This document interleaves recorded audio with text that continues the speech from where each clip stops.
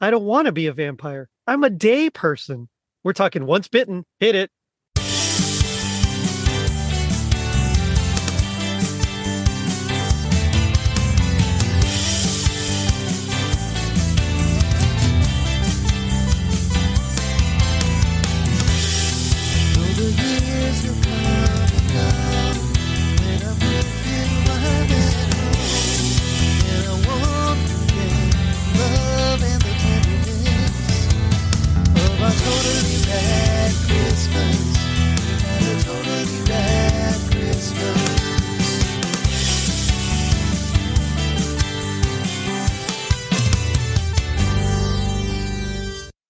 It was 1985. The Golden Girls debuted, VH1 launched, and Jim Carrey was a randy teen turned vampire. Almost. I'm your host, Jerry D, with another episode of Totally Rad Christmas. Halloween, the podcast that talks all things Halloween in the 80s. Toys, movies, specials, music, and fads. If it was gnarly during Halloween in the 80s, we got it covered. Now, joining me are two Totally Rad Christmas All-Stars and Ratty winners. My first guest you've heard on 80s Flick Flashback, it's Tim Williams. Tim, how's it going? It's going good. I'm not wearing a costume. It's good to see you, man. It's been a while. Yeah, man. So glad to be back on the show and excited to talk about this one, early Jim Carrey before he was famous. Before he was Jim Carrey. Yeah. Yeah, that's good. I'm glad to have you. I'm excited. I know we have a few things that we're going to cover for your show soon, so excited for those. Yeah. But it's good to see you here. My next guest is the co-host of Now Watch This. It's Joe Martinez. Joe, what's happening? Jerry, it's great to be back, man. And it's great to be back covering this, I would say, in my opinion, is the 1985 classic.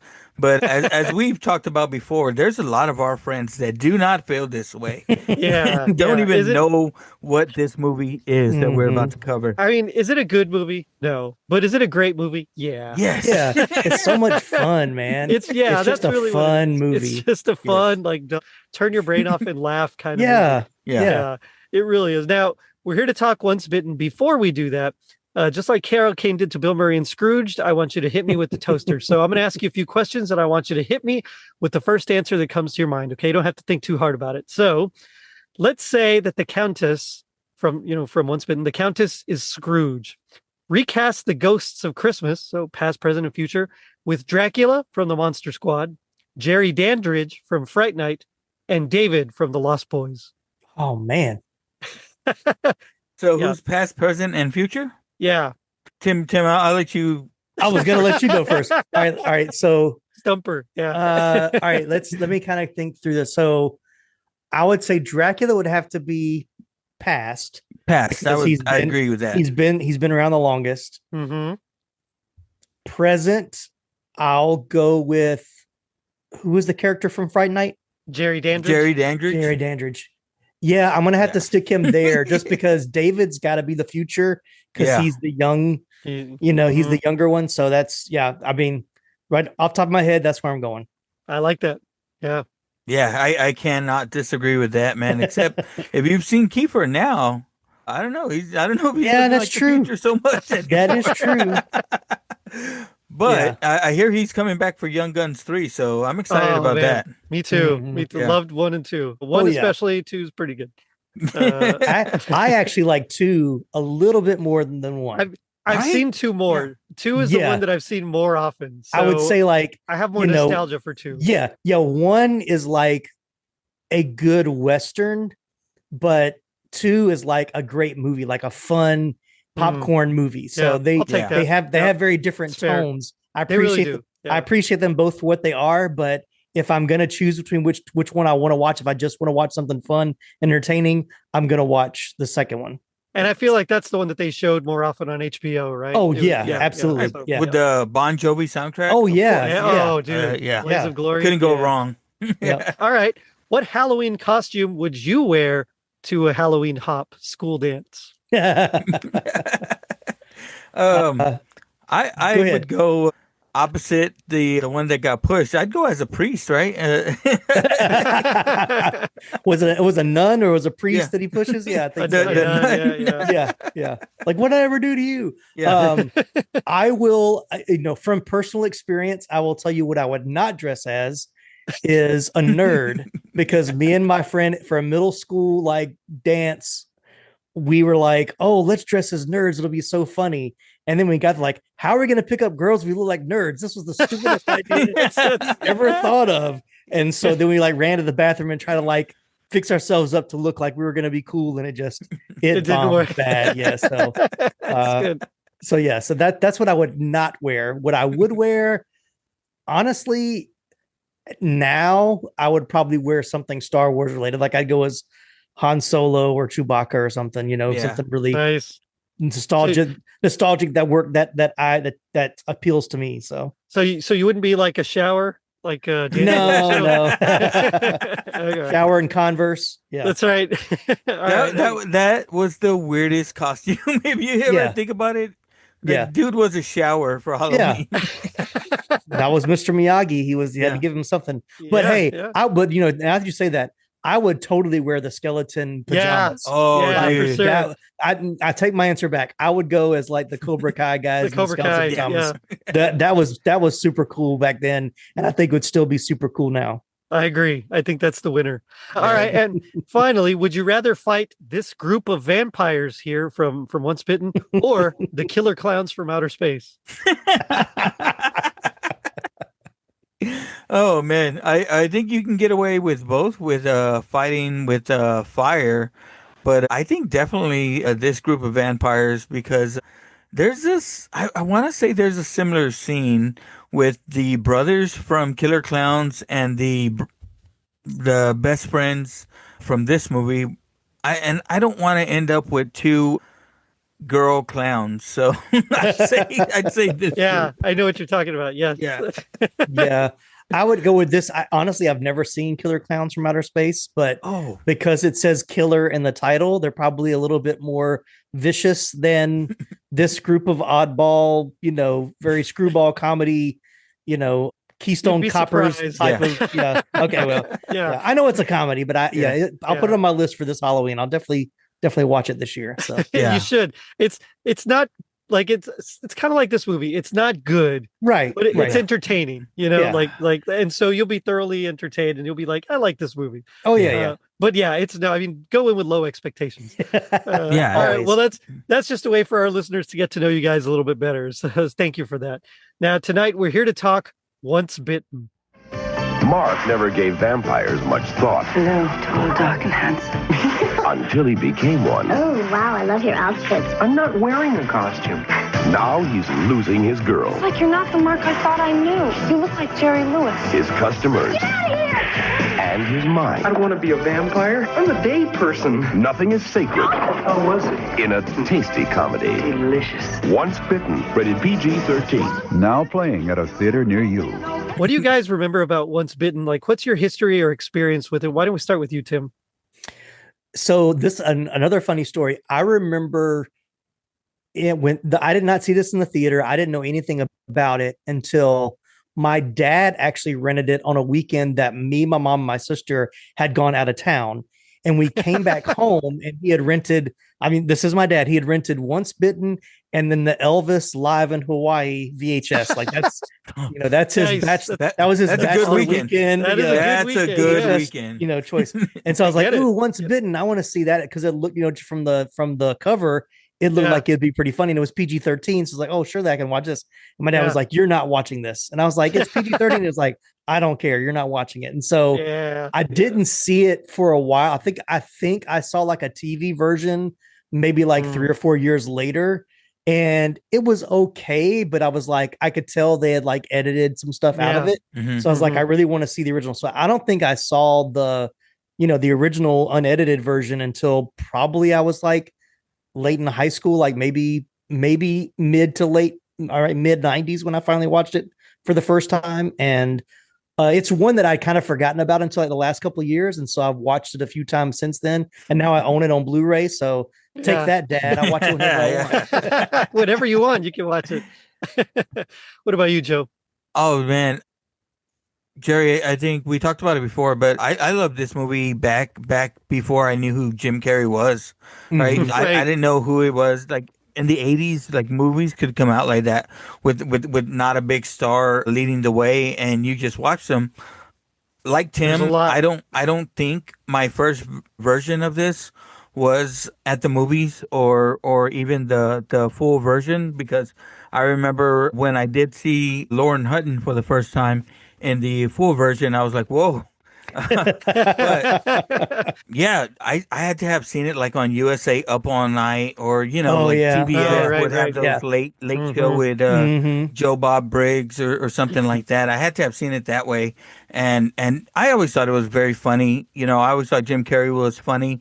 You could see who he became later on, and I Hmm. want to say when I saw those movies later on, I was like, that's the guy from Once Bitten. Like, Yeah. Yeah, and I'm kind of right there with you guys as well. This is one I don't remember exactly when I saw it. I think it was with my cousins because my mom was the youngest of like six sisters. So we were oh the man, youngest cousins, like my oldest cousin was 20 years older than me. And yeah, so I my cousins were older, so they would watch things. And sometimes while we were over at my aunt's house, we would just kind of happen to be passing yeah, by and we just Right, watch it as well. right. So I'm pretty sure I watched it there. I know I watched The Lost Boys there for sure Oh oh yeah. yeah, and yeah. scared the heck out of me because I walked in right when like they were vamping out for the first time with the bikers, and they're Oh like, yeah. "Oh." Oh man. So, but I'm pretty sure I watched it with them. I just have this feeling like I did, and then I kind of forgot about it. And about 8, maybe 9, 10 years ago, I rediscovered it on I think it was USA or TNT or one of Yeah. those. And ever since then, I was like, man, I love this movie. And so it's one that I watch like about once a year now, Yeah. Hmm. and not necessarily a Halloween, just whenever. It's like, Oh yeah, yeah.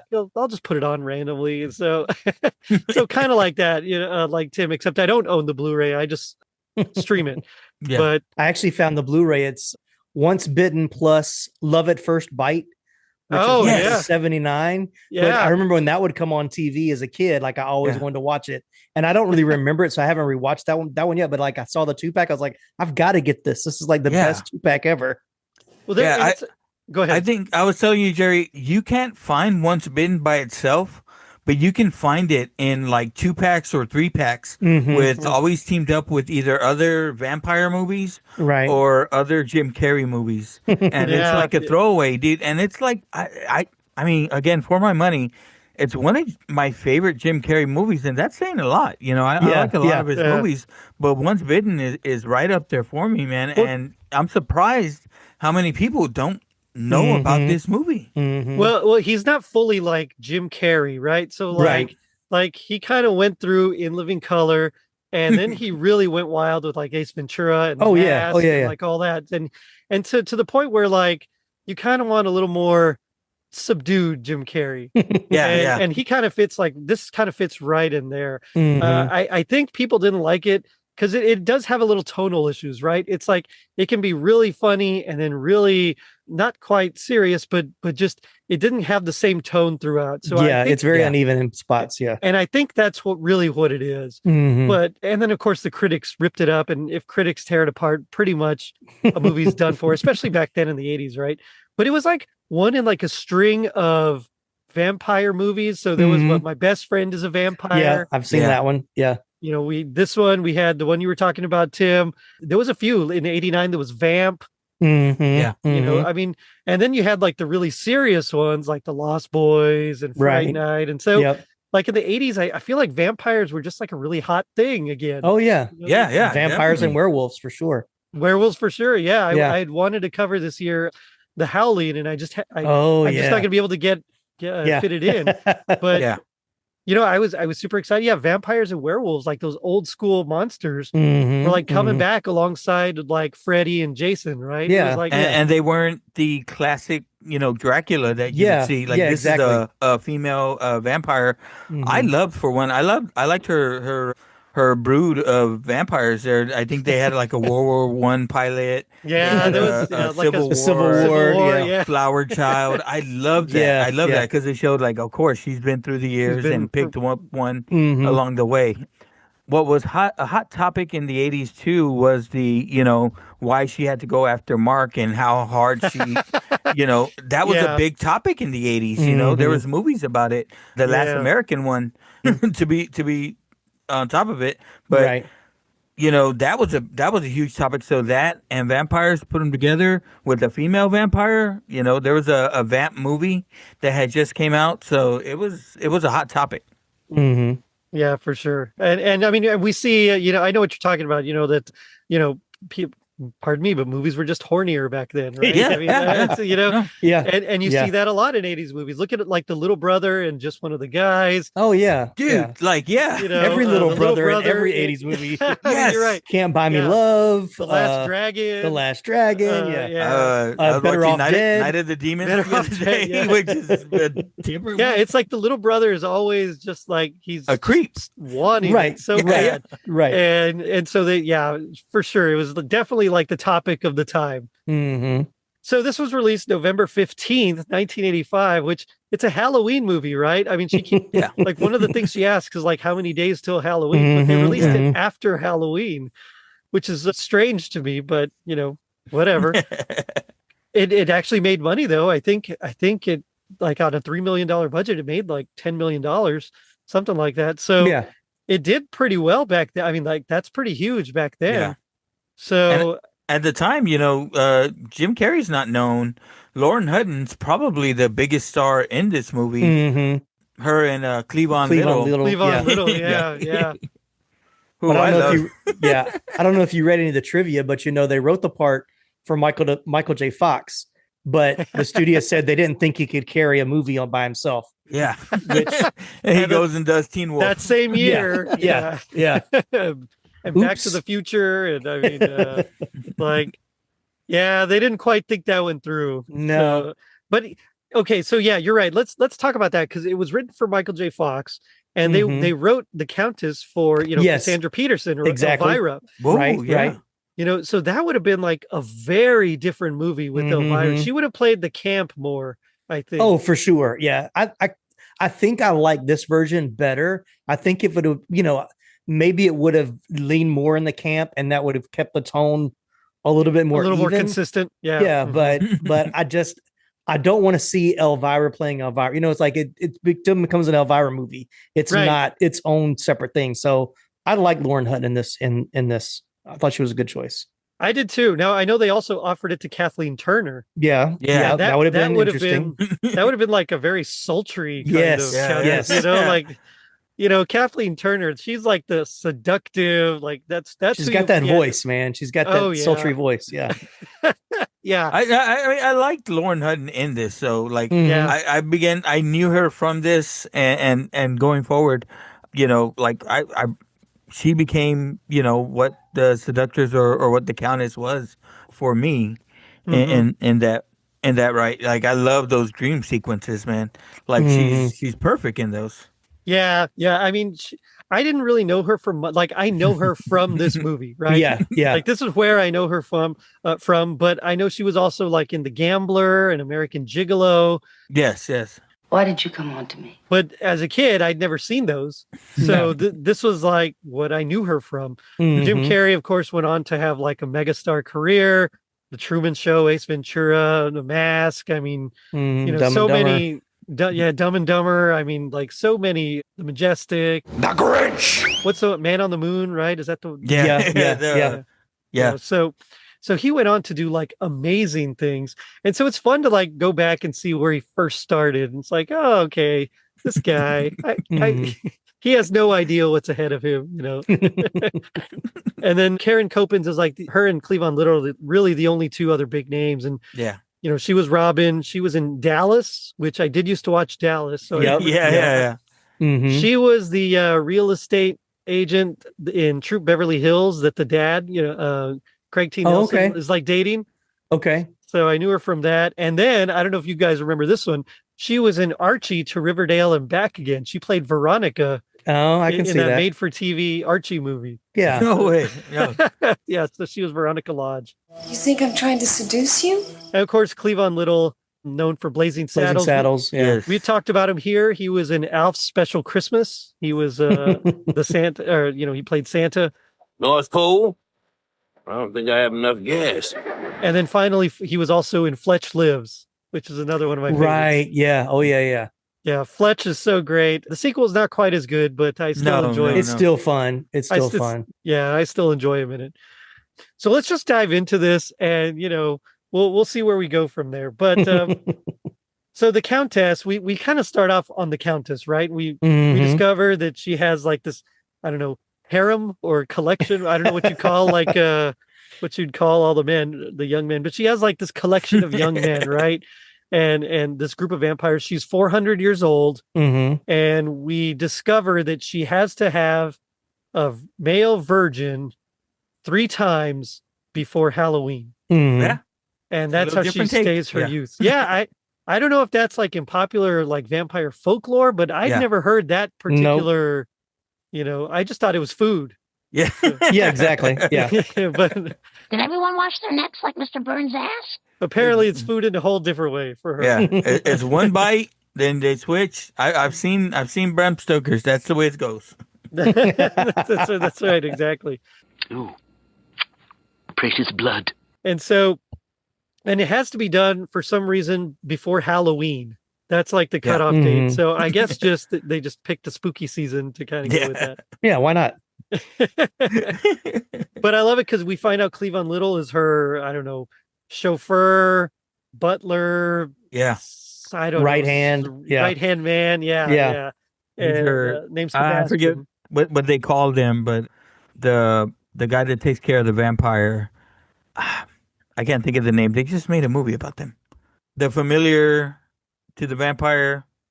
It's the familiar. Part of the lore. Okay. Yeah. It's kind of like the guy on Fright Night that takes care of Jerry. Right. Yeah. Like, yeah, they never quite explain what he is. Yeah, you got to have like a weird slime. Right, slime gulag monster.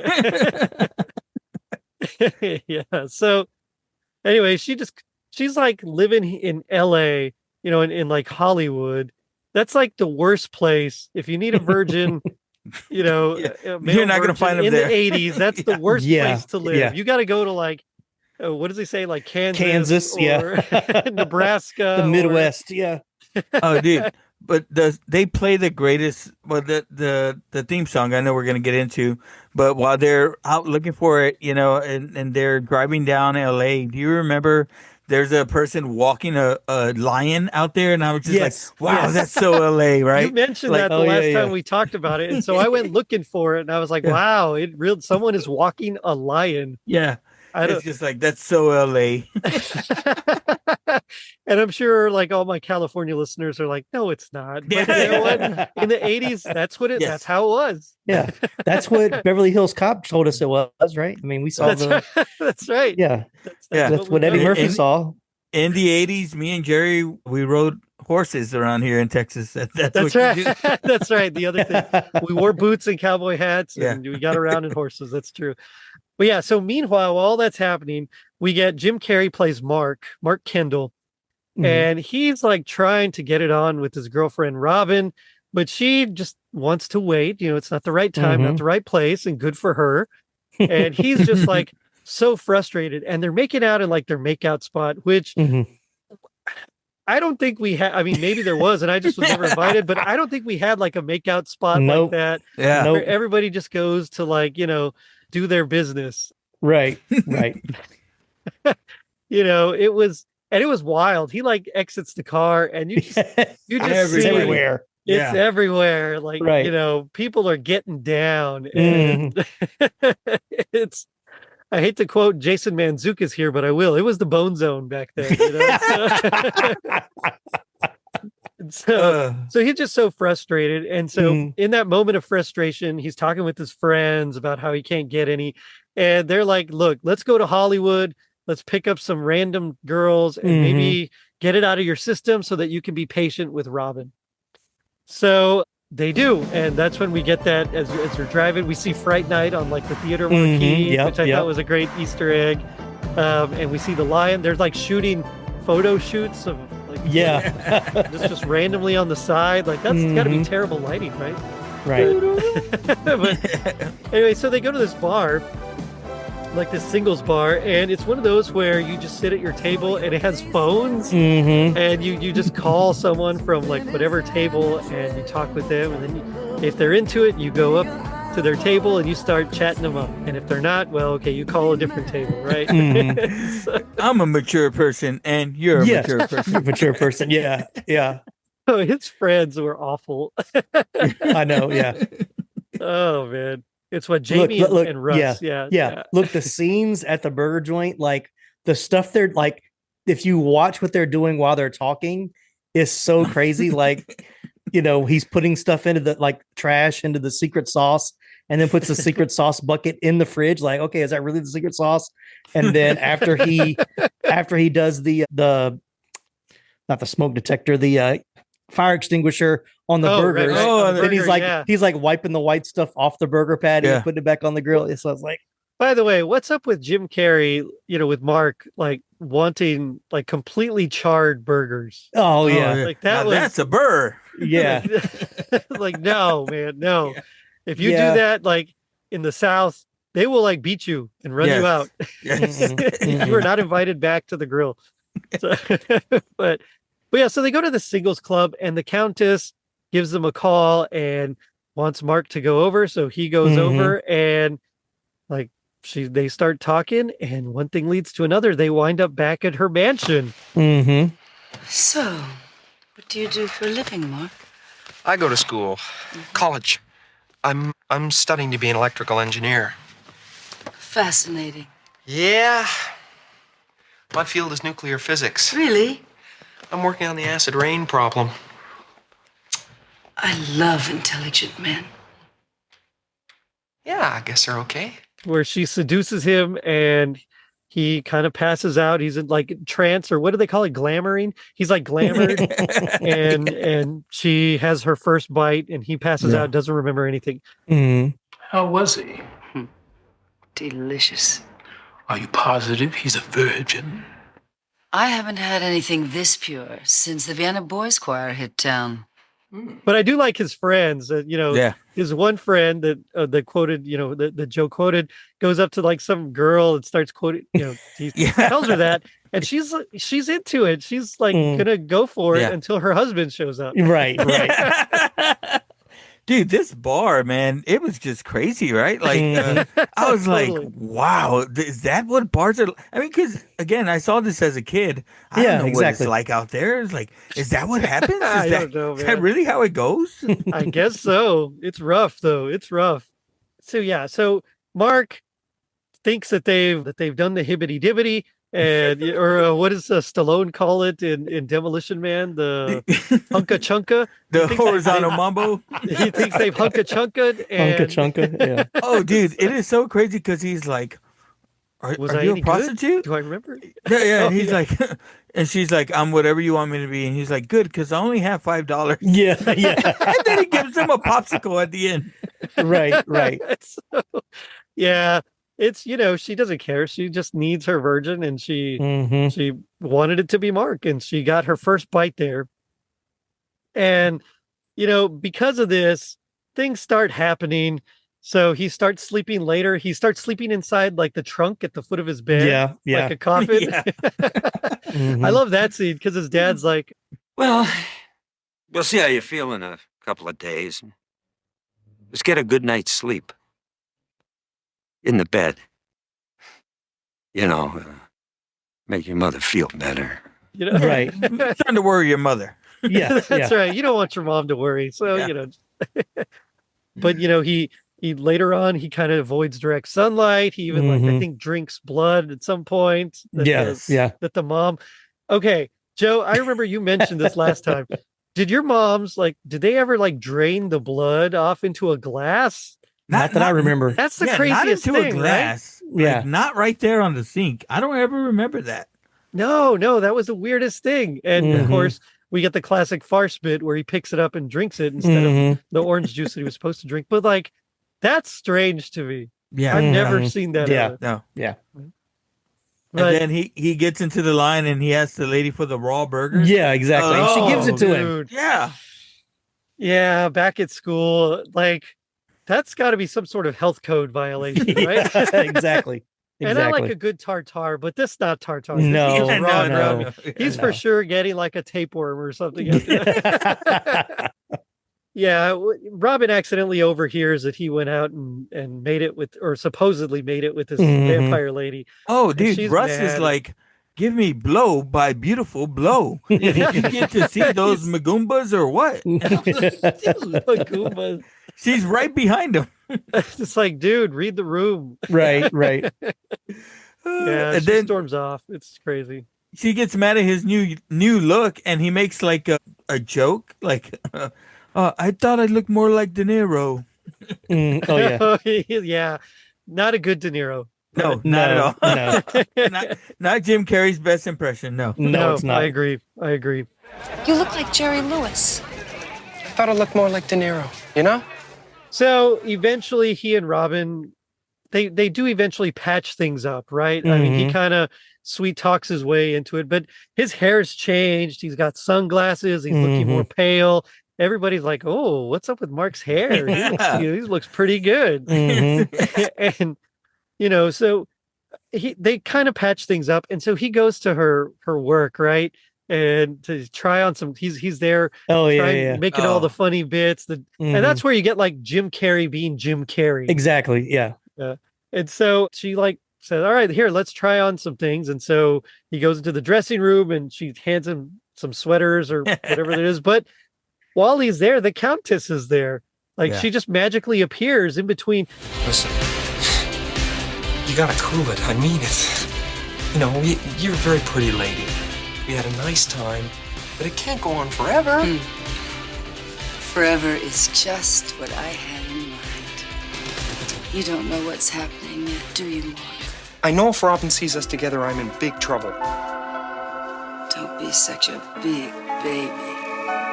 Please don't bite my buttons. Ow! So like the first time, then he's dreamed about her. And now she's there, like in the dressing room, trying to like bite off his buttons again. That's like her move. Yeah, that's definitely her move. Yeah.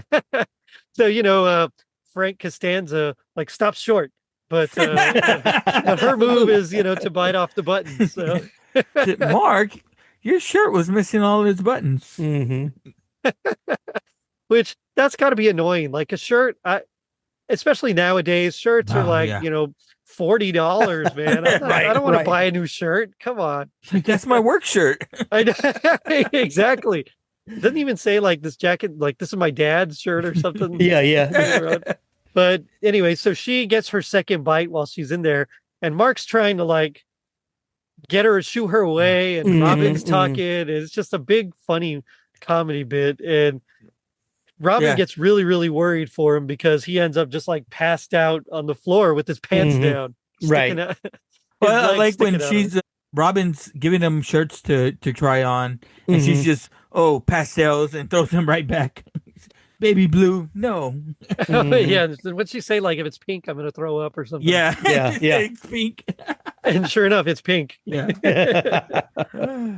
But eventually they go to the dance, the big dance. And this is, I think, one of my favorite scenes of the whole movie.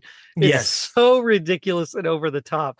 But I really love this scene. Yes. Yeah. So Mark, he's now like all black. They think he's like wearing a vampire costume. He was supposed to be Jack from Jack and Jill. Robin's dressed as Jill. She's got like the shawl around her, the bonnet. her face. The bonnet, like a bonnet. Yes. Yeah. The really like Holland kind of dress. Right. Painted circles on her cheeks. That kind of a thing. She's almost like the Raggedy Ann doll. That's right. Almost like a Raggedy Ann, for sure. Yeah. I mean, if I'd have known you were going to dress as a vampire. I'm not dressed like a vampire. I told you I couldn't get out and get a costume today. Well, the point is, I just feel silly dressed as Jill without Jack.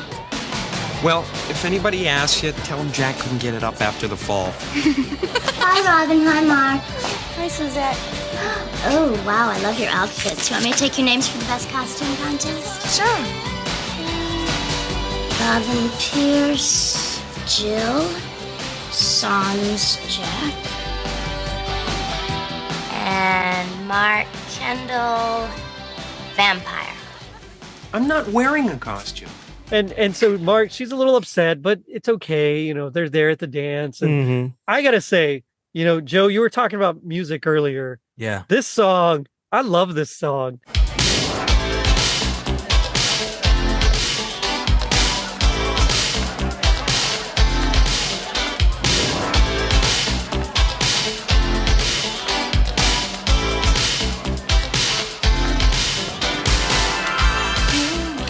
I went and found it on YouTube and ripped it, and I'm like, all right, this is on my phone now. I'm listening to the song when I want.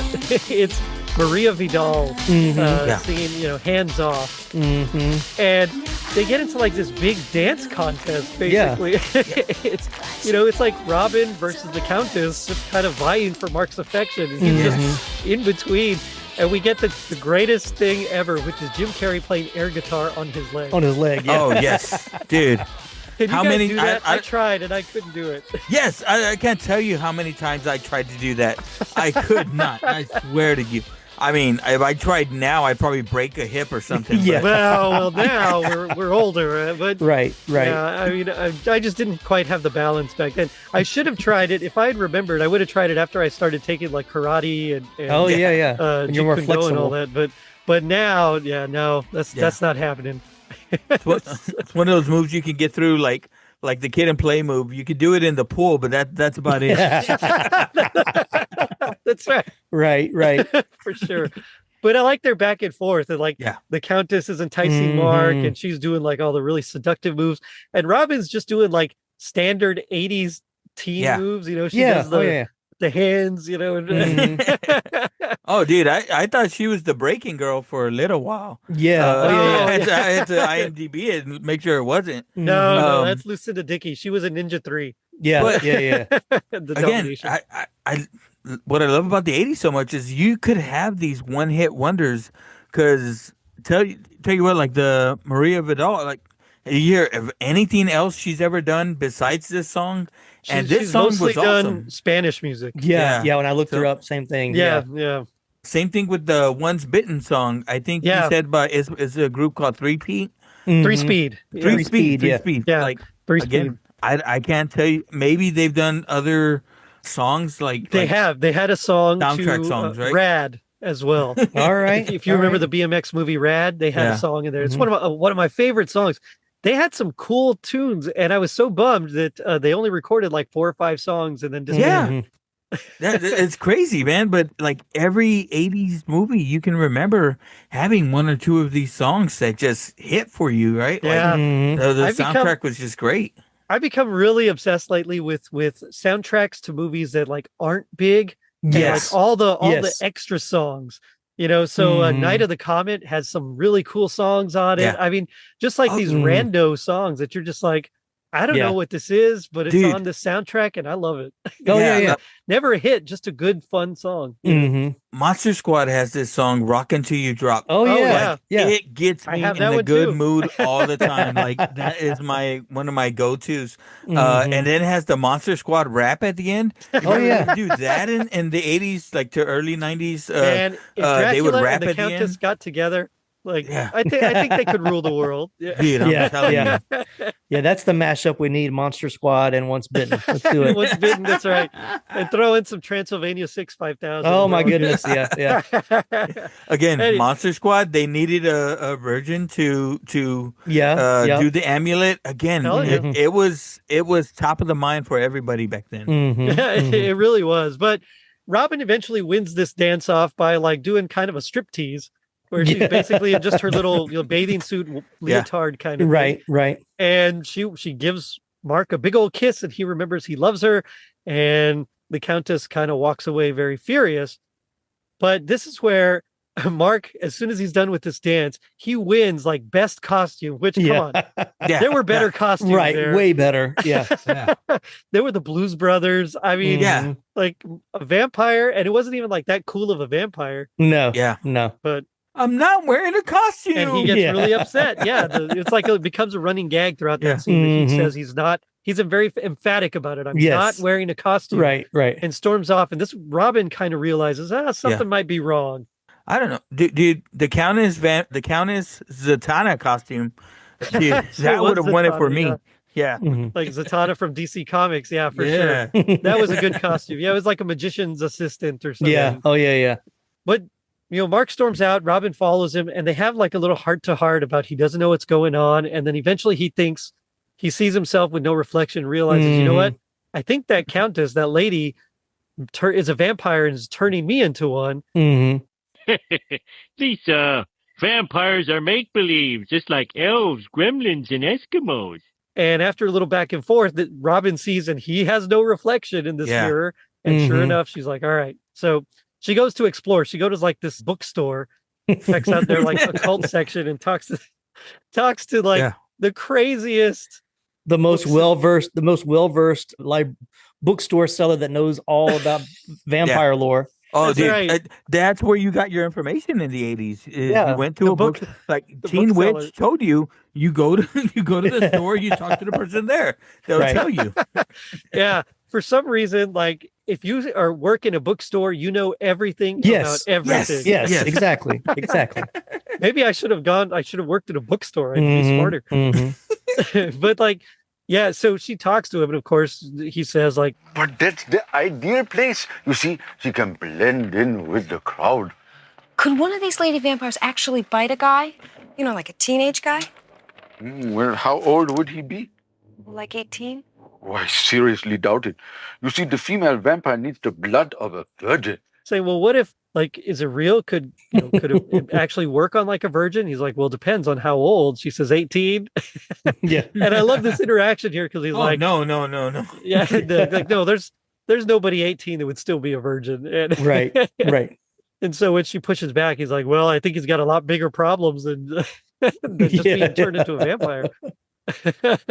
But anyway, she realizes that, yes, it's very possible that vampires could exist, and this would be a great place for them to hang out because they could fit in. Like, that's the thing. They wouldn't look out of place. They'd be just as crazy, even though, as we said, it would be a terrible place because they couldn't find their virgin. But whatever. That's fine. It leads to one of the best scenes. It leads to a scene that could not be made today. Oh, no, not at all. Not at all. That verbiage. No. No. They would totally rewrite this completely. I don't know how they'd figure it out, but it would be a much different. But it's a scene where Robin talks to Jamie and Russ, his friends, and convince them to check to see if Mark has two like bumps, two holes in his like inner thigh next to his junk. And sorry, next to his business, next to his business. We knew trying what you meant. Trying to use as many euphemisms as I can. Right. Area, in that area. Yeah, next to his region. Groin area. Region. Yeah. That's right. Next to his like loincloth area. Yeah. So while they're taking a shower, all in the locker room showers, his two friends, one of them grabs him and the other one tries to look, but gets soap in his eye, gets shampoo in his eyes and can't look.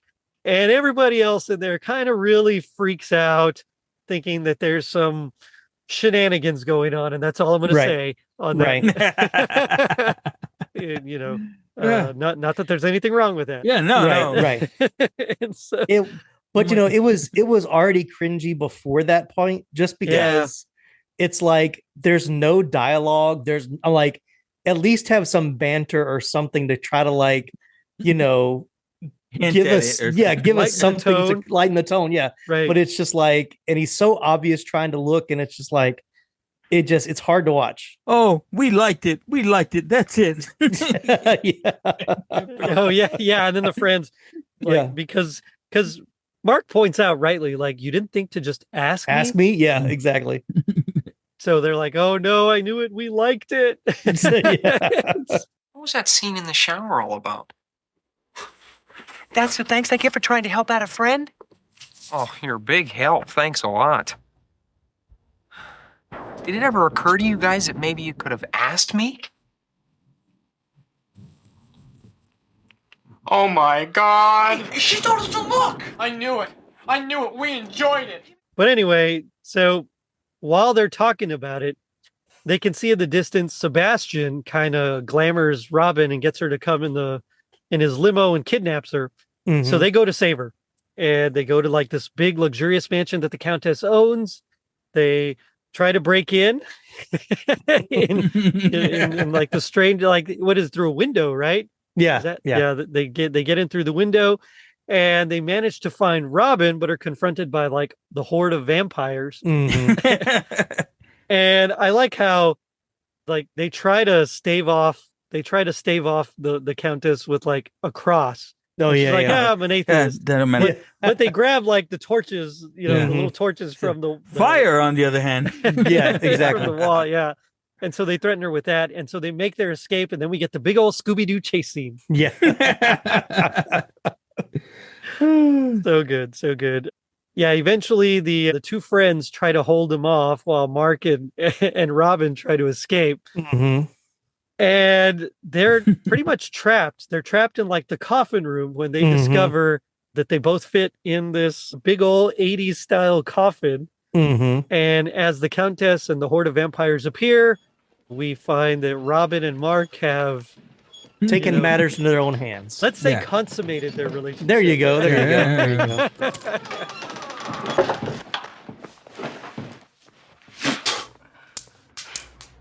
You're too late. You couldn't have. You've been in there less than a minute. You could have. But you didn't have time to enjoy it. They found the one solution that would end the whole chase scene. Yeah, I don't know what the moral of the story is, but it's probably not good nowadays. Yeah. the Countess is like, oh, you couldn't have. It only took 1 minute. She looks at him. She's like, oh, you could, but you didn't enjoy it. Right. Well, because she says you couldn't have, and Jim Carrey, like kind of Bela Lugosi, just stands straight up. And he's got like the cringiest face with two like cigarettes. Yeah. So she's like, you could have, but you didn't have time to enjoy it. Mm-hmm, mm-hmm. And then because she couldn't get her third, although did it have to be the same guy or could it have just been any? Yeah, that's what I did. Were still exactly. You know? I had that same thought when I was watching it today. I was like, the two friends are there. Do we know? Have they ever? Was it just him? I'm pretty sure. I mean, it sounds like they haven't. Yeah. So like she could have just gone to one of them, right? But apparently it's too late. It's midnight on Halloween. And so basically she kind of grows old right in front of them. And I like the way she makes her voice too. She has like that stereotypical old lady voice. And Sebastian tells her, hey, don't worry, there are other virgins of the world, and let's go to Kansas and Nebraska and all that. And pick you out a farm boy. That's right. And then it basically just ends with Mark and Robin being like, hey, she's right, we didn't have time to enjoy it, and they close the coffin lid. Yeah. Like, all right. that's the movie. So yeah, not the best message, but in the 80s, it was a fun kind of film there. Yeah, it's the one of the best things about it. It's a short movie. It's not this long. I gotta read too much into it. What's the lore here? It kind of tells you everything up front, gives you everything, and you get in, get out. It's a great movie. Yeah. Yeah, I mean it's like 90 minutes or something. I mean it's pretty short, so it's a nice easy watch. I mean, except maybe for the shower scene, probably. But I mean it's just a fun movie. Lots of physical comedy, by Jim Carrey, and things like that. So, okay, if you could be in this movie, who would you be? Ooh. I mean, I think I would have fun just being one of the vampires in the group, right? Like, oh, dude, like I don't have to mess with her. Like I can go do my own thing and stuff like that. I'd be mad if I had like one of those. You notice how all of their coffins were like charmed to them, like right. The older, and they're like, ooh, look at this one's got the new version. I'd want the new version of the coffin, But, I'd have fun just being one of her group, man. Just let me hang out. Yeah, and it's funny because like I think I would want to be, Sebastian, like the right hand, to be like, taking care of her and getting the stuff that she needs, and just kind of like being kind of her protector. I think that would be fun. So, but he was sassy too. Yeah, he was sassy. Oh yeah. and then, but they even like threatened him with like burning his crotch at one point. When they have the fire and the torches at the end, and it's just like oh, that escalated quickly. Mm-hmm. Yeah. Yeah, I mean, I think Robin comes out like the best out of all. Oh, for sure. Right? Yeah. So probably Robin. Yeah, I did read that like because the audiences liked her character, like the test audiences liked her character so much, they quickly added her to the poster to be featured on the poster. So I thought that was a cool. Yeah, I mean, she does kind of become like the heroine, the heroine of the movie. So I thought she was great in the role. Yeah. She gave me real young, like Courtney Cox vibes too. Oh yes. Very true. I think we talked about last Springsteen, Courtney Cox. Yeah. One that got on, not Friends, Courtney Cox. No, like the family Ties and Masters of the Universe. Masters of the Universe. Yeah, there you go. Oh man. Okay. Well, what would you guys say is your happiest memory or moment with this movie? This podcast. I mean, really, like, I mean, I say I'm not really just sucking up, but I will if I have to. But no, I got to win a ratty every year now. So and we still need to do Fast Times as well. So yeah. And I think I might have you down for another. So yeah, Gotcha. we'll get those done. Yeah, but like we talked about before, there's not a lot of people that have seen this movie, so I like thinking back. It's like I haven't had many conversations with other people who have seen it, right? To really talk about it and really talk about how good it is and enjoy it. So like it's one that I've watched by myself several times because my wife and daughter don't want to watch it. It's kind of not their type of movie.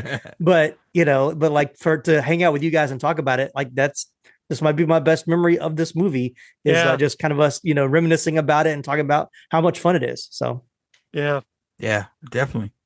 I mean, it really is. It really is, right? It's just feel good, kind of like, I love it. I really do. Yeah. What about you, Joe? I really think I probably saw this the same way as you, Jerry. I don't want to one up you here, but my mom was one of 8 women, and I was on the younger end. So I'm like you, like Jerry. I was a younger cousin. I got influenced by my older cousins. Big Hispanic families. Yes, big Hispanic family. Influenced by my older cousins in good and bad ways. Right. But one of them was, you got to see these movies over their shoulders and stuff like that. And I probably encountered shouldn't have, but we did. Yeah, exactly. A lot that we shouldn't have. Right. I remember seeing Poltergeist for the first time. And, not being able to sleep and stuff like that. Yep. My old college roommate is still scared of the wind because of that movie. Oh, dude, the tree, man, the tree, exactly. Yeah, the tree got me. I couldn't see a piece of meat out by itself. Like that would freak me out. Oh yeah, on the that counter. one scene. Yeah. Oh, it's all right, man. Just drain the blood into a cup. You'll be fine. If I had a cut or something like on my face, I would pick at it, and it would remind me of that one scene. No. But I gotta say, now it's rewatching this movie. My wife and I watch it at least once a year. The One's Bitten. I told her that I was doing it today, and I was like, I didn't even prep because we've seen this movie so many times. You've seen it so many times. Yeah. So, I mean, I'm actually right there with you guys because Tim, my wife, also is not into these kind of movies. Yeah. This is one I have to watch when I have a day off by myself, and luckily I'm in that season now where I do all my days off are weekdays. The kids are in school. I'm just editing and I have one of these on in the background. Yeah, exactly. But I think for me, it's definitely this conversation as well. This has been fun. Talking with you guys. But now we come to my favorite part of the show, which is a little segment I call Gag Me with the Spoon, where we do our best impression of our least favorite part of this episode here. As a guest, I'll let you kind of go first. Just set up the scene a little bit for us. Whoever wants to go first is fine. Tim, if you're ready, I'll let you go, man. Well, I think I've already said what my least favorite scene is. The cringy part. So I don't know if there's really much that I want to repeat from it.